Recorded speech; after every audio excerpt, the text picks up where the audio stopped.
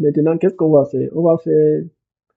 Cette fois-ci, on va vraiment faire une copie très spéciale. On va faire un collage, ce qu'on appelle les collages spéciaux. On va faire un collage spécial. Donc, bon, qu'est-ce qu'on va d'abord faire? On va créer deux formes distinctes. On va créer deux formes distinctes là. Par exemple, euh, on va créer, on va dupliquer ça. Ici, bon, on va changer le contour. Vous pouvez choisir n'importe quelle méthode. Moi, je vais choisir celle-ci en l'occurrence pour modifier le contour. Mais vous pouvez choisir n'importe quelle méthode. Pour avoir deux formes distinctes. OK. Nous créons nos formes là, nous les mettons ici. Maintenant, qu'est-ce que on va faire? On va faire ce qu'on appelle les collages spéciaux. On peut faire des collages très spéciaux. Bon, pour ça, c'est vrai qu'il faut d'abord maîtriser ce qu'on appelle la hiérarchie des calques. Là, maintenant, on va d'abord voir ce qu'on appelle la hiérarchie des calques et comment est-ce que les calques sont constitués. Bon, prenons notre fenêtre des calques là. Bon, attendez d'abord, je vais faire un espace de travail personnalisé.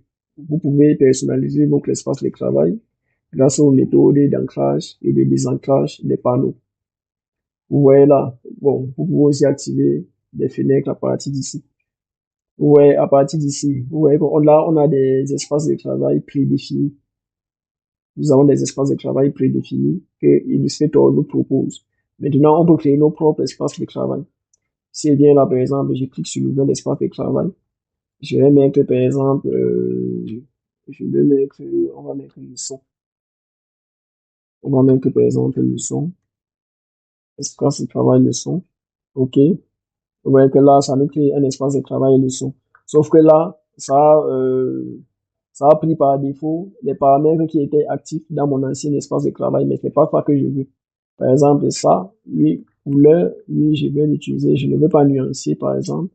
Je n'ai pas besoin de nuancer. Je veux les couleurs, oui. Bon, je vais retirer ça, guider de couleurs. Je vais retirer dégradé. Je vais juste maintenir ce qui m'intéresse. Tout ça, bon, on n'a pas encore vu tout ça. Donc, pour l'instant, ça ne m'intéresse pas. Je vais retirer bibliothèque. Je vais enlever tous ces panneaux aussi. Bon, même pour le texte, je vais retirer tout ça. Tous ces panneaux. Vous voyez, pour désancrer, vous pouvez sélectionner le panneau. Ah bon, après, vous les désactivez en cliquant sur la croix. Je viens là, qu'est-ce que je veux? Je veux juste, bon, même plan de travail, je vais retirer. De quoi est-ce que j'ai besoin? Juste besoin des couleurs et des calques. Je vais ajouter les couleurs à gauche, mais je peux toujours ajouter des couleurs ici à l'intérieur. C'est à vous de choisir le positionnement. Moi, je vais les ajouter là à gauche. Donc, j'ai besoin juste de ces deux ici là. Ce sont deux qui m'intéressent pour l'instant. Donc là, avec ça, je peux modifier par exemple une couleur de remplissage. Je peux modifier le remplissage là. Maintenant, je peux sélectionner par exemple cette couleur-ci, ou bien je peux désactiver la couleur de remplissage, par exemple. Donc, vous voyez. Maintenant, bon, je peux aussi sélectionner, je vais prendre pour activer un panneau, comme je vous ai dit, vous venez ici dans Fenêtre, vous sélectionnez Contour. Je vais réactiver le panneau de contour, par exemple. Ouais. Je vais prendre le panneau de contour là. Est-ce que j'aurais besoin de lui pour l'instant? Oui, bon. Je vais d'abord le mettre. Je peux le mettre à l'intérieur ici. Par exemple, je peux le mettre en haut. Ou bien, je peux le mettre carrément à l'intérieur. Vous voyez. Je peux l'imbriquer carrément à l'intérieur. Je peux choisir là, où sont les couleurs. Ok. Il y a déjà les couleurs. D'accord. J'avais à choisir le contour. Ok. Donc, à partir de là, je peux augmenter mon contour, retirer le contour. Bon. Anyway. Voici ce qui m'intéresse. Donner la couleur. Ok. Maintenant, qu'est-ce qu'on va faire? On va faire les collages spéciaux. Qu'est-ce que vous pouvez faire? Bon. Il faut d'abord maîtriser la hiérarchisation des calques. Je vais, essayer d'agrandir le, le- je vais essayer d'agrandir le panneau des calques. Vous voyez qu'au niveau des calques là, il faut noter que quand vous créez, quand vous créer une illustration ici. Les illustrations sont classifiées en termes d'objets, si je peux le dire ainsi. Quand vous créez une illustration, là, vous créez un nouvel objet.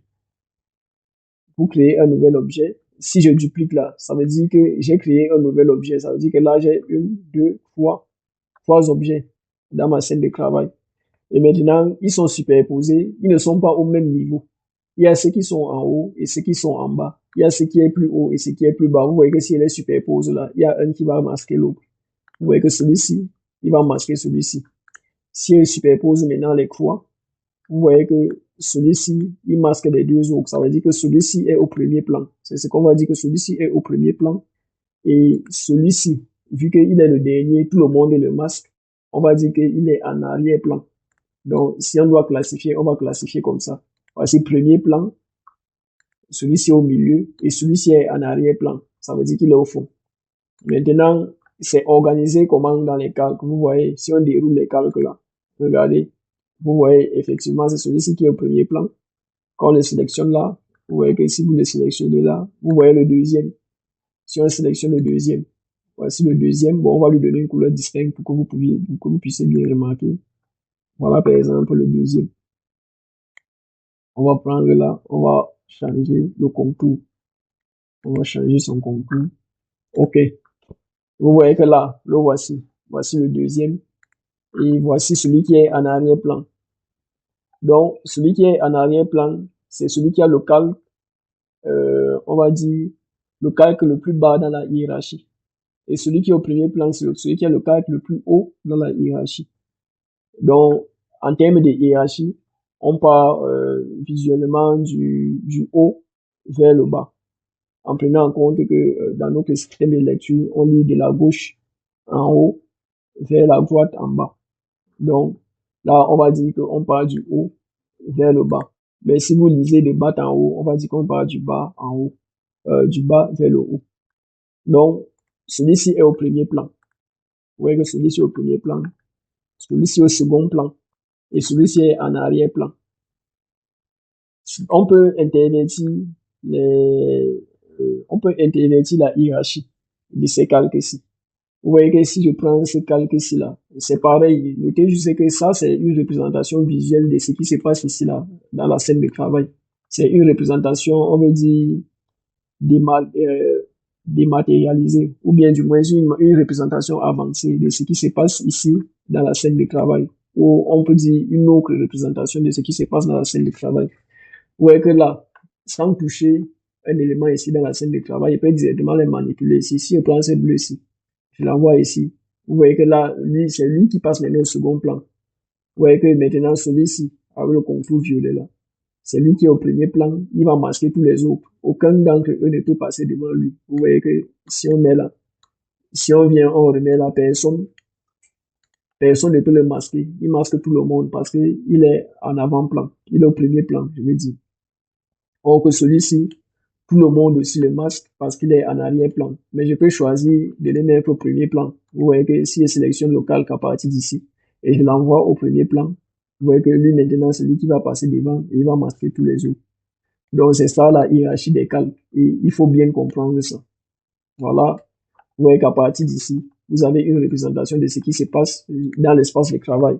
Bon là nous sommes sur 3 éléments. Bon, on va essayer de multiplier les éléments pour que ceux qui ne comprennent toujours pas comprennent mieux. On va mettre 5 éléments. Et on va leur donner des styles différents. On va leur donner des styles différents. On ne va pas les mettre sur le même plan. Attendez, celui-ci, on va le mettre en rouge. Celui-ci, on va le mettre en noir. Bon, celui-ci reste en bleu. Donc, on va le faire ici. Donc, vous voyez, bon, attendez, on désactive même les contours pour eux tous. Désactivons tous les contours. Bon, pour sélectionner tout, qu'est-ce qu'on peut faire? Quand vous avez le curseur là, vous pouvez faire une sélection de zone. Vous maintenez, foncez gauche, vous glissez là, vous sélectionnez tout. Vous voyez, vous sélectionnez toute la zone. Si vous voulez juste sélectionner cette fois-ci, je maintiens le clic enfoncé, je glisse comme ça et je sélectionne uniquement les croix. Si vous voulez sélectionner tous, je maintiens le clic enfoncé et je les sélectionne tous. Maintenant, s'il veut tout sélectionner vraiment dans mon espace de travail, il peut faire CTRL A et ça sélectionne tout directement dans mon espace de travail sans pour autant utiliser la sélection en elle-même. Vous voyez. Là, qu'est-ce qu'on a? On va désactiver les contours. Je les sélectionne tous. Je sélectionne le contour et je désactive. Ça va désactiver chez tout le monde. Vous voyez que là, on a nos formes. Vous voyez que même bien qu'elles ne soient pas sur le même plan, je peux déterminer qui est en avant-plan et qui est en arrière-plan. Vous voyez que en avant-plan, c'est celui-ci qui est en avant-plan. C'est lui qui va masquer tout le monde sur les alignes parce que ici, là, c'est l'orange qui est en haut. C'est lui qui est au premier plan. En arrière-plan, nous avons le bleu. Ça veut dire que tout le monde va masquer le bleu. En deuxième position, nous avons le noir. Ça veut dire que le noir va masquer tous ceux qui sont en bas là. Après, nous avons le vert. Ouais, après, nous avons le rouge en termes de hiérarchie. Ça veut dire que si on les met là, l'orange va masquer tout le monde et tout le monde sera au-dessus du bleu. Donc, si on met là, euh, disons qu'on va les mettre là, voilà, on va mettre l'orange, maintenant on essaye de les recouper. Vous voyez? Maintenant, nous avons le rouge. Si je prends le noir, directement, je peux voir le noir est dans quelle hiérarchie, vient directement après l'orange. Ça veut dire que si je prends le noir et que je le glisse là, il sera entre le rouge et l'orange. Vous voyez, voici le rouge, voici l'orange. Ça veut dire que le noir ne peut être ni au-dessus du rouge, ni en dessous du noir. Il est au milieu. Ça veut dire que si les mêlés va s'insérer au milieu. Vous voyez, là, il sera au milieu. Maintenant, le vert, hiérarchiquement, il est entre le noir et le rouge. Ça veut dire qu'il va s'insérer entre le noir et le rouge. Vous voyez que si je le prends là, je le mets là. Vous voyez, il s'est inséré entre le noir et le rouge. Voilà le rouge. Voilà le vert au milieu. Vous voyez. Voilà. Le bleu, lui, il est au fond. Il est carrément au fond. Vous voyez. Là, on a la hiérarchie des calques. Ici, on peut se faire une idée beaucoup plus précise de la hiérarchisation des calques, de ce qui se passe dans l'espace de travail. Ok. Bon, pour la hiérarchisation des calques, je pense que c'est tout. On va, on va évoluer. On va maintenant évoluer vers le collage spécial, vu que c'est de ça qu'il était question. Mais il était important de vous montrer d'abord la hiérarchisation locale avant de vous montrer le collage spécial. Vous allez comprendre pourquoi. Allez voir la prochaine leçon.